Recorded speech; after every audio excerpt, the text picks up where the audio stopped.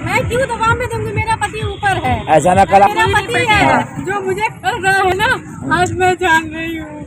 या तो मेरे माता रानी क्रिटिकल कंडीशन थी उनकी, हम लोग सोच नहीं पा रहे हैं इस समय क्या कुछ भी होश नहीं है उनको, अभी हम लोग कुछ कह भी नहीं सकते हैं। मतलब उन्होंने पता नहीं ऐसा क्या कहा, कल उनकी ड्यूटी भी नहीं थी, उनको ड्यूटी में बुलाया गया, वो कल काटने वाले थे अपनी प्रमोशन की, बुलाया उनको बोला गया कि 70,000 रुपये वसूल के लाइए, नहीं लेके आएंगे तो मैं आपके साथ ये करूँगा वो करूँगा, नौकरी करवा दूंगा, आपका तनख्वाह कटवा दूंगा। बताइए ये सब कौन सी बात होती है करने वाली उनको।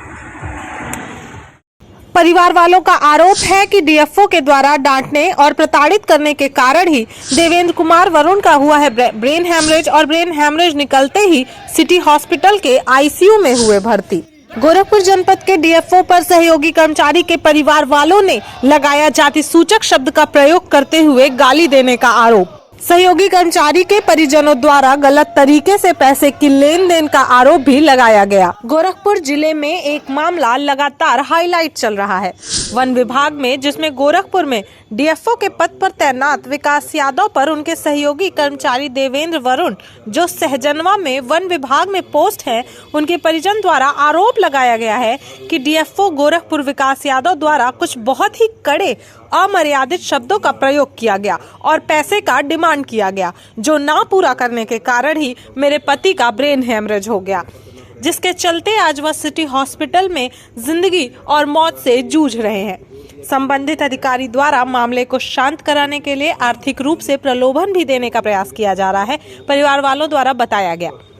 जब इस मुद्दे पर संबंधित अधिकारी डीएफओ गोरखपुर विकास यादव से बात किया गया, उन्होंने कहा यह सारे आरोप बेबुनियाद हैं और गलत हैं।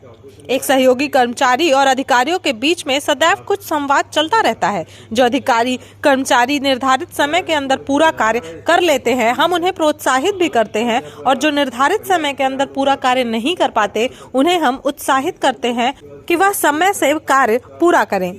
वहीं राष्ट्रीय अध्यक्ष पटरी व्यापार पार्टी सुधीर झा ने कहा कि अधिकारियों पर इस समय लगातार कुछ न कुछ मामले सुनने को मिलते हैं। द्वारा इस तरह किया ना, ये एकदम निंदनीय है। इस संदर्भ में जल्दी मैं मुख्यमंत्री और वन मंत्री से मिलूंगा, वार्ता भी करूंगा और उस परिवार को न्याय दिलाने का निरंतर प्रयास करूंगा। और दूसरी चीज, मैं माननीय मुख्यमंत्री से इस बार मिलने के बाद उनको हर तरीके से अवगत कराने का प्रयास करूंगा कि पूरे जिले और जनपद और मंडल में, और आपके मीडिया के माध्यम से माननीय मुख्यमंत्री जी को अवगत भी कराना चाहता हूं कि इस पूरे जनपद में जितने अधिकारी हैं सारे बेलगाम हो चुके हैं। निश्चित रूप से मतलब भ्रष्टाचार का जो सीमा होता है वो सब पार हो चुका है। अब सोचिए, ये लोग इतने बेलगाम हो गए हैं कि ये मुख्यमंत्री के गृह जनपद में जब ये अपने कर्मचारियों का दोहन कर रहे हैं, तो ये आम पब्लिक के साथ क्या करते होंगे, इसका कल्पना किया जा सकता है। सुहानी चित्रांश, निष्पक्ष टुडे, ब्यूरो रिपोर्ट।